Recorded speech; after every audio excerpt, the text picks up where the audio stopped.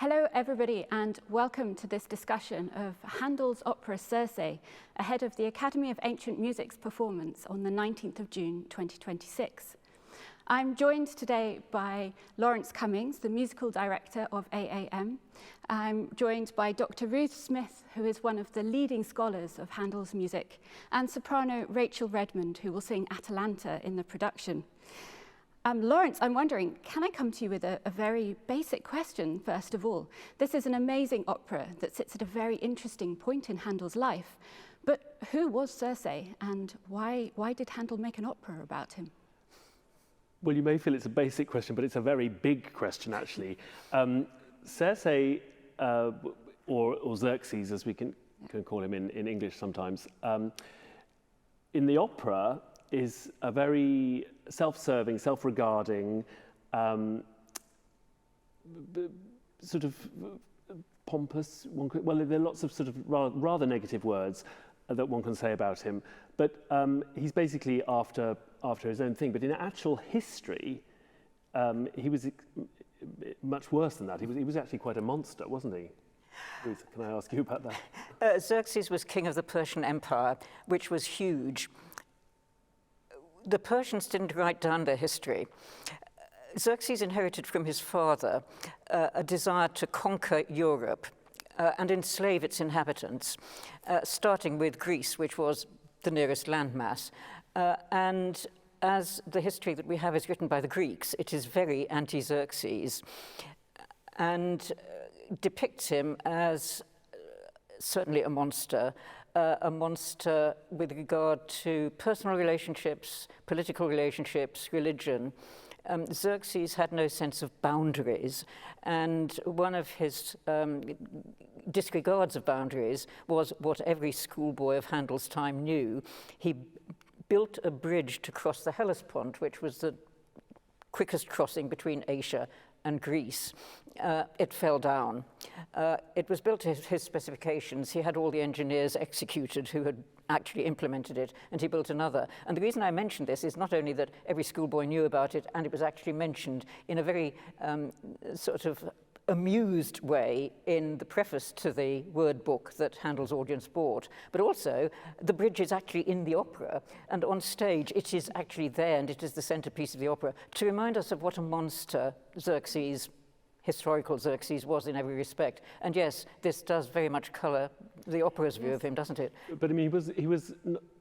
I mean, it brings to mind other certain despots that we're familiar with these days, isn't it? Because I mean, didn't he want to manacle the sea? And oh yes, I mean he was held up as a monster of irreligion as well as everything else, and impiety and gross vanity, and he had a very short fuse. And when the bridge fell down, he sent his soldiers into the sea with whips to lash the sea and to throw manacles into the sea to fetter it and brands to brand it, because he was so angry with Neptune. And so this was flying in the face of the gods, and the Greeks considered this absolutely out of bounds.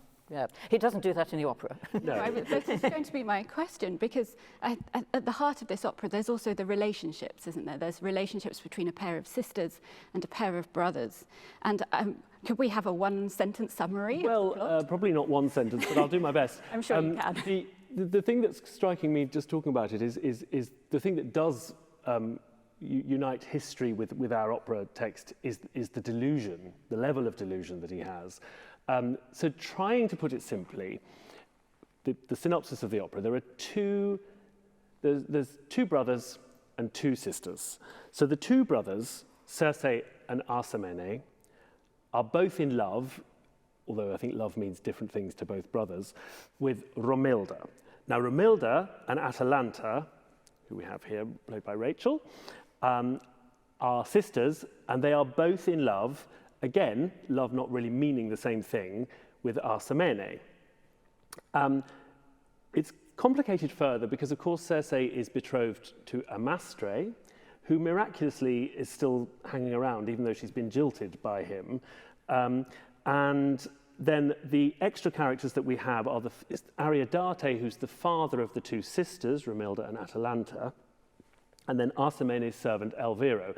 Now, Elviro and Ariodate are there largely, I mean, particularly Elviro, as the comic relief. And that is literally what I mean, the comic relief. They are buffo elements in this opera. And it's one of the interesting things about the opera in general that I'm sure we'll come on to, is that it is really funny. It is a very funny opera. And I wonder, can I ask you, how do you think Handel actually portrays our main character? Because the opera starts almost with one of the most gorgeous and most famous bits of Handel's music, doesn't it, Ruth? It does. And it is the only love song in the opera, I think. He is in love with a plane tree. This is the other thing that every schoolboy knew about Xerxes, Serse. And it's recorded in the ancient histories, which were all available in translation and very much reprinted. He thinks he is in love with Romilda. He doesn't fall in love with her because he meets her. He falls in love with her by hearing her sing, so he hasn't even seen her. I mean, as Laurence said, this is all falls in love in inverted commas. I mean, I think in the case of Serse, it's, I see something nice, I want to have it. Yes. We don't even get as far as whether it's lust or love, because she just keeps as quiet and recessive as she possibly can all the way through. Looking at the opera several times recently, I've been very struck by how every aria that Serse sings has some kind of anger or sense of being balked and not knowing how to deal with it.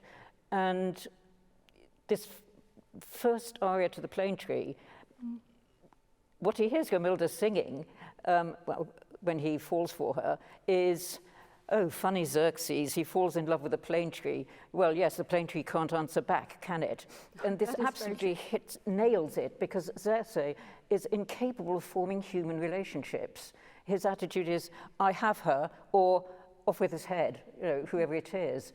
And this is brilliantly reflected in the music. I mean, his first aria to her is full of very substantial pauses where he's, I don't know, what do you think about this, Laurence, but is he trying to get his thoughts together or try a new way of persuading her? Because she's refusing to say much to him.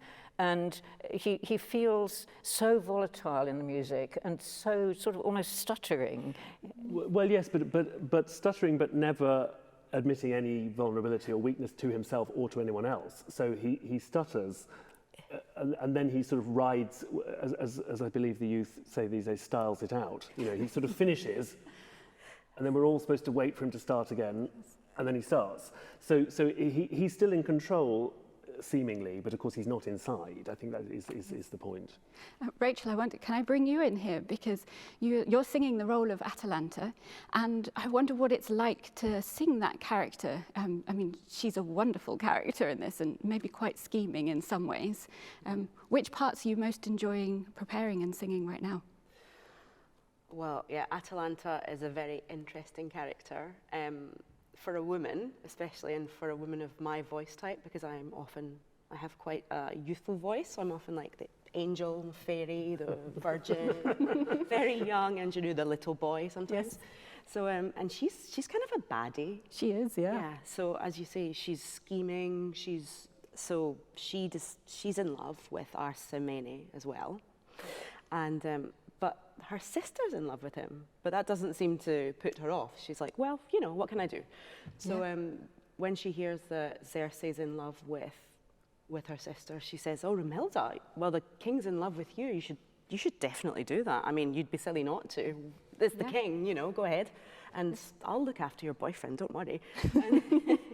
Romilda's not really up for that, so she goes on another tack. So at one point, she manages to get her hands, through Elviro, on a letter. Now, by this point, Xerxes knows that Arsamene and Romilda are in love, and he banishes Arsamene from the kingdom. So Arsamene's written this secret love letter to Romilda. I love you forever, please wait for me. And Atalanta gets the letter. And she just happens to have it when Xerxes comes by, and she's like, oh, well, can you show me the letter, he says. And she's like, oh, well, okay, but you know, I don't want you to be mad. So yeah, she obviously wants him to see the letter. But when she shows him the letter, she lies, and she says that the letter was written by Arsamene to her, and they're actually in love. And he only said that he was in love with Romilda to keep the heat off of them for whatever reason, not actually sure. Yes, there's a lot of cross relationships and triangles that go on in this. And then, of course, Xerxes is like, oh, great, well, perfect. Well, you can marry him and I'll marry her, and everyone's happy. Yes. And then, of course, when they find out that she's been lying about it, and everyone finds out that she's been lying about who the letter was to, she is not remorseful at all.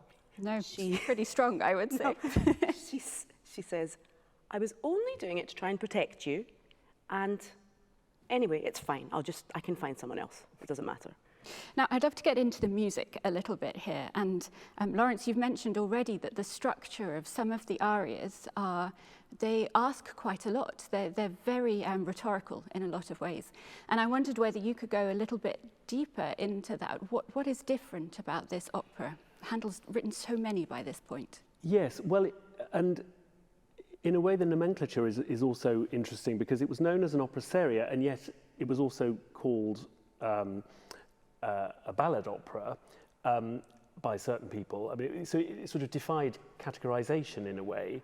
And I think, Ruth and I were discussing it, and she made the point that because it was a commission, it gave Handel more liberty, perhaps, to experiment, because there are a lot of comic elements. Yes. There's buffo and burlesque, which comes sort of from the Venetian tradition, sort of going back to commedia dell'arte, really.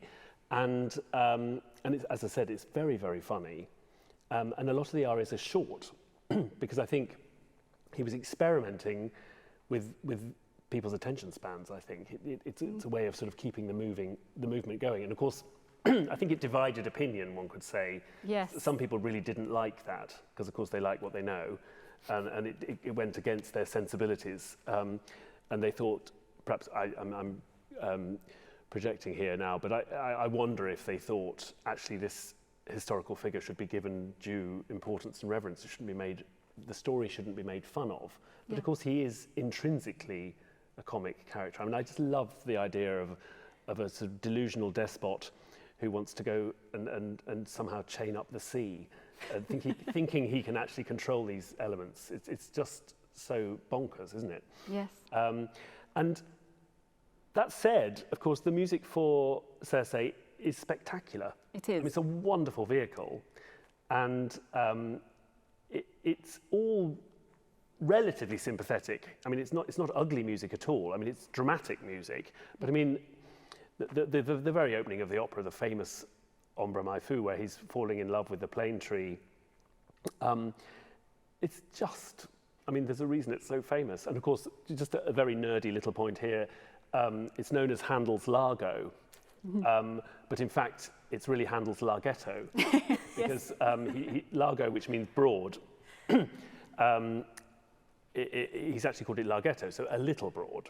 Yes. So it's quite a tricky one to find the right tempo for, because, you know, do you go, well, I mean, you can sort of argue so many different ways, but it is just a beautiful love song, albeit to a tree. Yes. Well, why not? And Handel's rather fond of Larghetto as a tempo marking, isn't he? Well, yes, I mean, it brings us on to Handel's tempo markings in general, which can be very conflicting. You can have andante Larghetto, which seemingly would be two separate tempi, but of course, I always think if you take the first one as the basic affect, the basic mood of the aria, so if that's an andante, you're walking, but, you know, Larghetto, steady the buffs, don't go too fast, you know, so there's a sort of qualifying matter to it. But yeah, it's fascinating to pick the right tempo and the right mood for each aria. Especially when he marks something a tempo ordinario. I've always wondered what people think that means, well, but perhaps you do know. Well, I don't know, but I think tempo ordinario it goes back a long way to the sort of the idea of tactus, and there being a tactus related to the heartbeat. So it's business as normal is what it sort of means. So what you'd think it would be, unless there was another qualifying thing, which isn't to say it's mediocre. It's sort of just regular, and you listen to your body, and you respond in that way. Faster if you're stressed. That is the only problem. We sometimes have discussions about that because, of course, it can feel like the same tempo to you, and you come off stage and say, that was so fast tonight. It's like, no, it's exactly the same. And in fact, sometimes I've done that with live recording, Yes. and it felt so different to the rehearsal, and you go back and it matches identically. But of course, your heart is going to different rates, so that changes things. Well, how we experience things in the moment, it has a huge impact on how you perform, doesn't it? Yeah. Of course, it's really not opera as normal, though, for Handel's audience in 1738. Do we know, Ruth, how the audiences responded to this opera when it first was? Well, as Laurence was saying, it wasn't an overwhelming success, to put it mildly. Okay. Not many people's responses to it have been preserved. One of his most attentive supporters said it was a very fine composition, but said, notwithstanding that it's being referred to as a ballad opera, and this is because a lot of the arias are very, very short. Yes. There are more short arias than full da capo arias in the whole thing, and this is a period when people came quite as much to hear great singers do wonderful things with the music as to hear the music itself. And a lot of these ariosos and very short arias don't give scope for the singers to show their virtuosic side. Certainly Serse's arias do, but not all the others. And also, Handel doesn't seem to have had a very strong cast for this opera. His lead, Caffarelli, he'd never actually worked with before, and that could have been a problem, especially as apparently Caffarelli, playing Serse, was notorious for being horrible to his colleagues, turning up late to rehearsals and sometimes cancelling. Well, and also there is the fact that Handel wasn't in charge. It wasn't his company. It wasn't his company, that's right, so yes. I'm sure the singers would have had a slightly different attitude towards and also some of them were, he'd worked with a lot before, but they were coming to the end of their singing careers, so their voices had shrunk in register, so he had to be more careful for them. Yes. So, you know, there was a lot that was missing from previous huge successes when he was working for the Royal Academy. And we don't have anything about the content of the opera, apart from this aspect of the arias weren't really satisfactory. Also, there are 4 choruses, little ones, in the opera, and there's also a comment about really the choruses were very unsatisfactory. That may be, I was wondering, because by this stage, 1738, Handel has produced quite a number of choral oratorios for the public, and they're getting used to these tremendous Handel choruses, and they're liking them. And here are these little choruses that are just soldiers saying, only virtue could have built the Hellespont Bridge. What? You know, this irony that goes all the way through the opera is one of the main humorous things in it. I mean, that's an interesting point, because, I mean, the choruses, which we are including, they often get cut, are sort of little, they're almost punctuating marks, rather than the chorus isn't really a character in itself. I mean, they are different characters at different times, but I think their function is very different from the oratorio, and that's possibly what people didn't like, because, as you say, they were getting used to the other.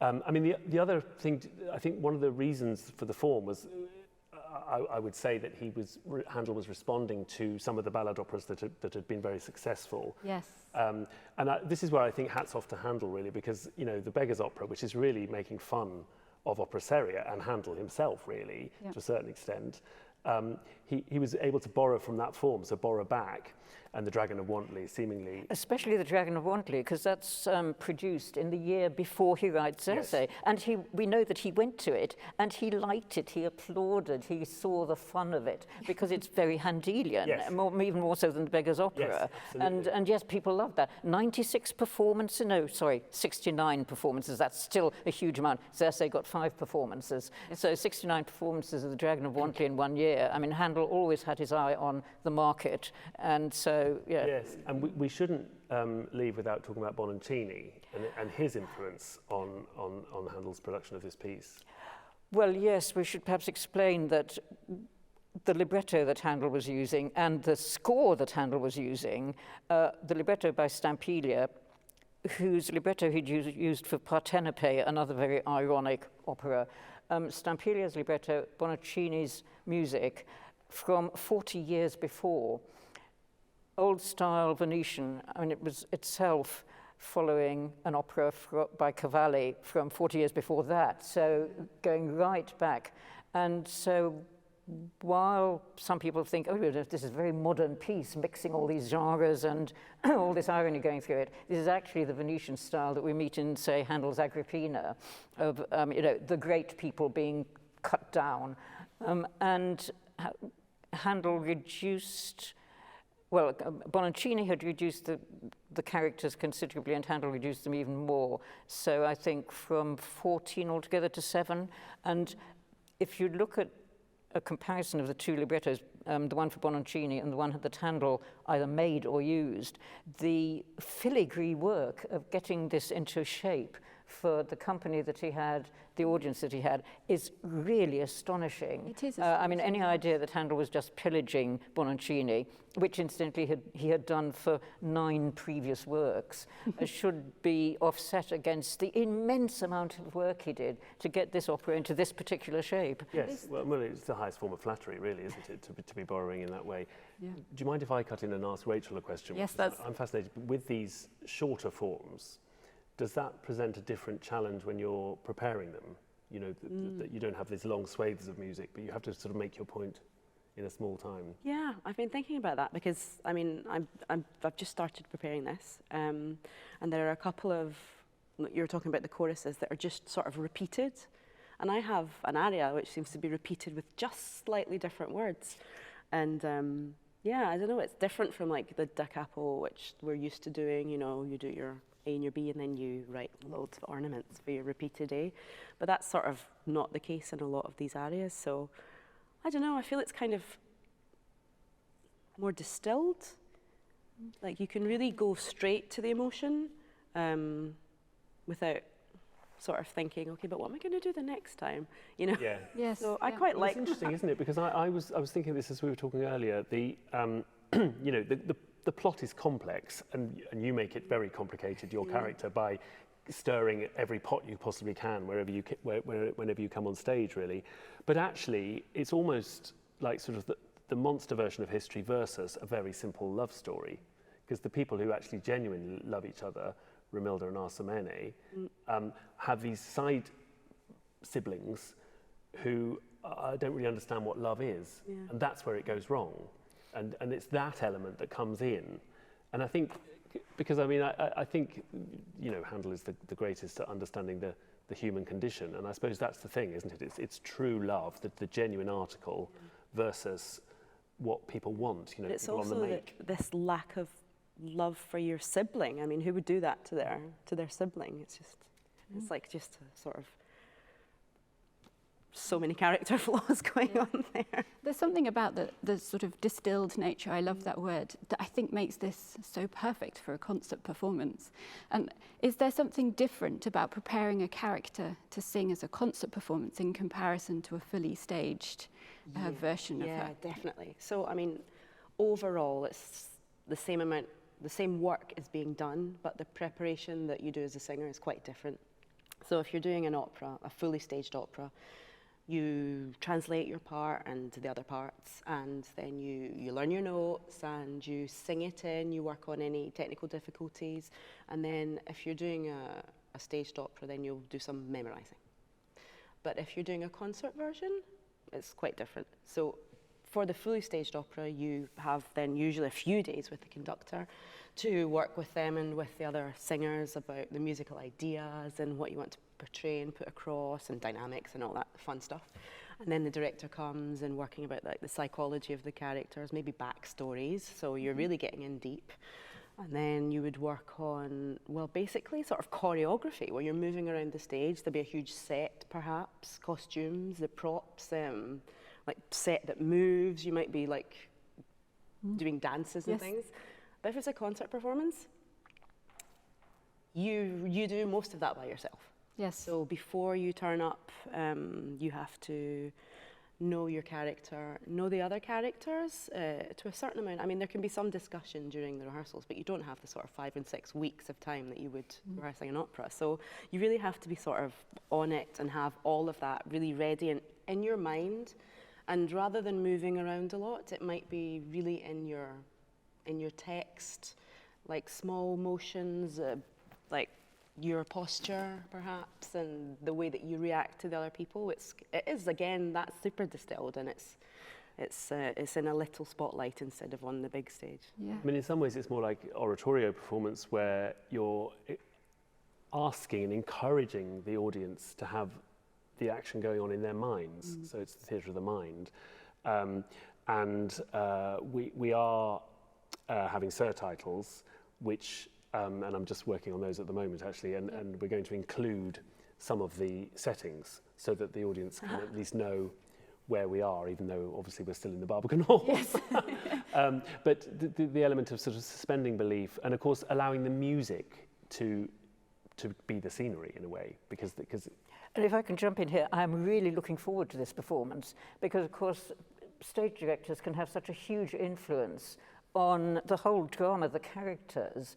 And if it's not staged, you are really listening to what the music is telling us about the characters. So this whole question of how much sympathy does one have for this mad megalomaniac tyrant, Serse, sometimes the music will actually influence us in a way that could be overridden by a stage director, yes. But it will come out just as in oratorio in all its complexity. I mean, Handel is so wonderful at giving you layers of characters, which is very difficult, I would have thought, for a singing actor to convey if they're actually moving around the stage and talking to somebody else. And how can you put in all these layers? Whereas, especially as one perhaps listens to the orchestra more in a concert performance. Well, I think you're much more aware of the orchestra, aren't you? Because we're not sort of hidden away in a pit. We're part of, and I'm imagining also. I mean, we're yet to devise all the ons and offs. There will be some moving around on the stage, but it won't be in any sense an action. It'll just be clear who's talking to who, and with the surtitles you'll be aware of what they're saying. But I'm also hoping that we can perhaps use the orchestra to be some of the extra people that won't be involved physically, because the libretto does call for other people to be called upon, and so we can have some fun. And I think with this opera, above all of Handel's output, you can definitely have fun with it. Yeah, I think that's wonderful in that sense. Can I ask all of you, what is your high point of the opera? What's your favourite moment we should all be listening out for? Well, I'll start off then.